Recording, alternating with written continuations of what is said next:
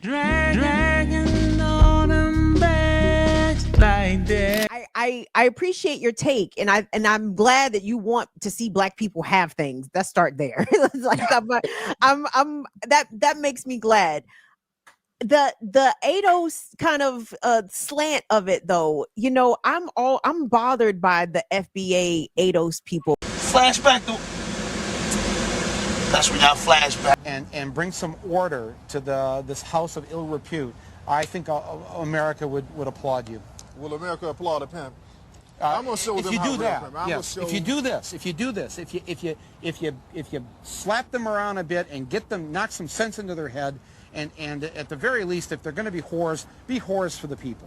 Okay, well, I will pimp for America. Because I feel as though it is a coordinated attempt to continue to divide black folks, right? And Americans might take offense to that. You're an American. You don't sound like an American when you say that. You know what I mean? That's because I've read, Right? And even with our internal issues, what I'm saying, black Americans feel as though even Africans are anti-black towards us. Caribbeans can be anti-black towards us. Still, we all black in this country. The police don't make them distinctions. Talk about racism. Oh yeah. Right. So no.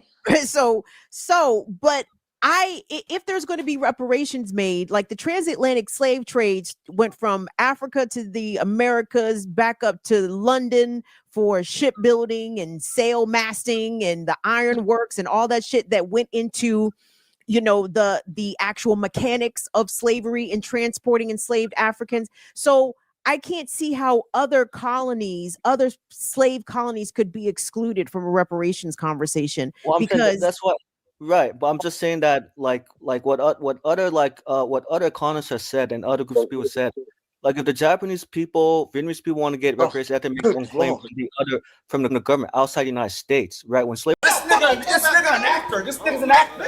happened in Brazil, that means the people who are in Brazil got to make a claims with the Brazilian government for slavery. It's a separate of sorts, but you got to figure, for example, Slavery was a global thing. Guys, wait 1 second. I understand it's global. Yes, it's.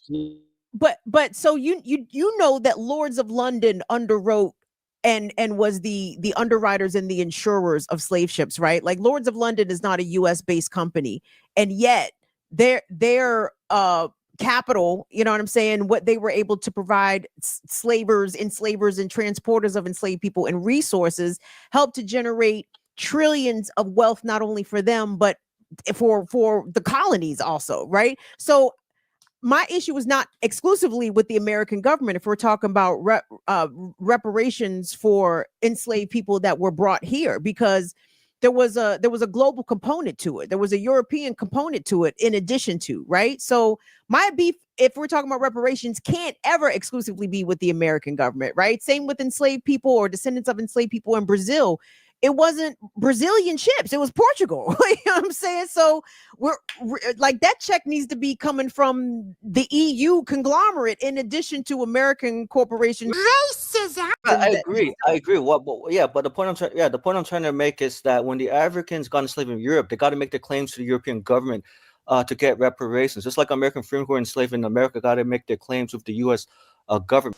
You dumb bitch. Because it's not the same. Like I said, there's an article that's written by American freedman. He goes in depth about the legal status of reparations. I'll be happy to post the link in the chat. Hold on. Put it in the private chat, Michael. Why? Again, I'm not here to preclude different perspectives being shared. If you could put it, put in the private. Let me see private chat. You could drop it in the. I can drop it in. Yes. Hold on. What I wanted to say to that is that this compartmentalizing of slavery is making absolutely no sense. Like, I agree with Ms. Kim's point with the idea it's global, just like the global economy, where you hear like this sounds like the circulation of the black dollar by black, like that idea that there is not a global economy. We don't own the means of production, just like we didn't own the means of slavery. So this idea that there is separate places to get reparations, it doesn't make any sense. Like, my name is Portuguese. I live in America though. So this thought that we have to compartmentalize and break things up for a check within a system that doesn't care about us anyway, to then switch seats with our oppressor to then oppress them, doesn't make any sense. Again, I bring it back to the Jamal Joseph quote when he talked about joining the Black Panther Party for self-defense. The person running the meeting is explaining the Panther 10-point program, which is now written, I think, 57, 58 years ago. But if you read it, it could have been written last year. And it talks about housing, medical care, community control, education. Police brutality is point number 7. It's way down there in a way. We want an immediate end to police brutality and the murder of Black people. I'm not really hearing what he's saying because my heart is pounding. I want to prove to myself. I want to prove to my friends. So I jump up and I say, choose me, brother. On me. I'll kill a white dude right now. Whole meeting gets quiet. The brother running the meeting calls me up front. We're all sitting in folding wooden chairs and he's behind this old wooden desk facing us like a large classroom. And when I come up front, he reaches into the bottom drawer of the desk, and I think he's going to hand me a gun. He hands me a stack of books. Autobiography of Malcolm X, Wretched of Earth by Frantz Fanon, Soul on Ice by Eldridge Cleaver, and of course the Red Book, quotations from Chairman Mao. You know, all Panthers had that Red Book. I said, excuse me, brother, I thought you were going to arm me. And he said, excuse me, young brother, I just did. And then as I'm walking back to my seat, he says, young brother, I want to ask you a question since you came in here so mad at white people. He said, of all of these pig police that are in the community, brutalizing people, beating people up, locking people up, shooting people down, if they were all Black and all the victims of police brutality were white, he said, these slumlords, buildings that are falling down, rats and running up and down the hallway, no heat in the winter, if all of the slumlords were Black and the people living like that were white, he said, these jive, fascist pig politicians, congressmen, senators, the Supreme Court, the president, if all of them were Black and all the oppressed people were white, would that make things correct? And I said, no, sir, it seems like it would still be wrong. And for the first time he smiled. He said, that's right, young brother. This here is a class struggle for human rights, not just a race struggle for civil rights. Study those books so you can understand what revolution is about. And one last thing. There was a poster of Che Guevara on the wall. And there's a quote from a speech that Che gave at the United Nations. And the quote was, at the risk of sounding ridiculous, let me say that revolutionaries are guided by great feelings of love.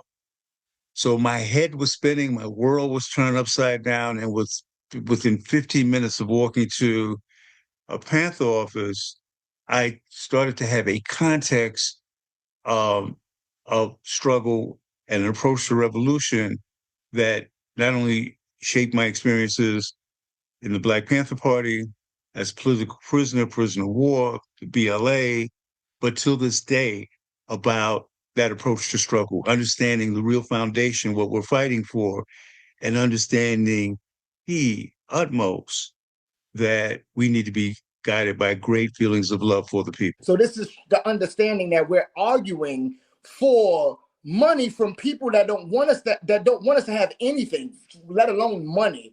And then we're arguing that it should be broken up as if, again, 4% of enslaved Africans came to Turtle Island. 40% went to Brazil. The rest went to Trinidad, Jamaica, and other Caribbean islands, plus South America, plus other parts of South America. So there's thought that 40% of descendants of enslaved Africans in Brazil need to go talk to the Brazilian government and not the Portuguese government or not the British government. Doesn't make any sense. And then it also creates this thought that, oh yeah, if we all just get money, then we can just be better. Make our neighborhood safe for our kids and our bitches. Yeah. But then again, that faith in the dollar does absolutely nothing, because why are you having faith in a dollar when you want the system to not exist? Because you want a better system for the people. So then you want the dollar for a better system for the people. So is this not a push? What is this a push towards? Again, back to the point I made earlier. Do you just want to do capitalism better for yourself? Like it becomes an Ouroboros of bullshit.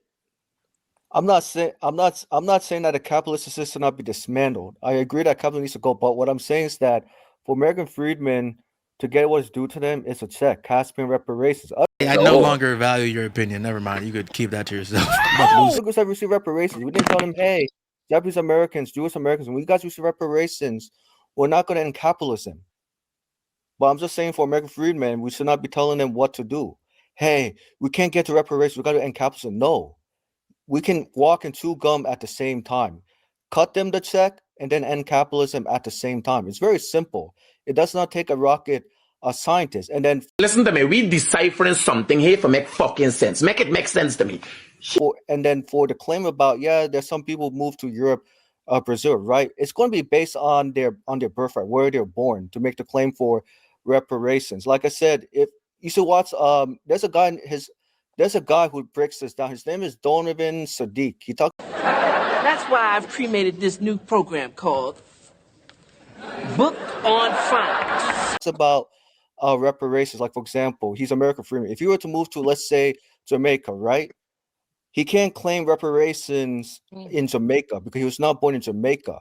So he would have to claim reparations from the U.S. government.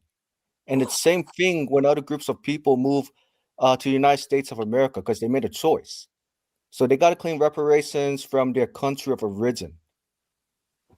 Like I said, it's in the if you type in Donovan Sadiq, he breaks it down, very in simplistic terms. He understand where I'm coming from because of the thought patterns. You're talking to a brother without a brain.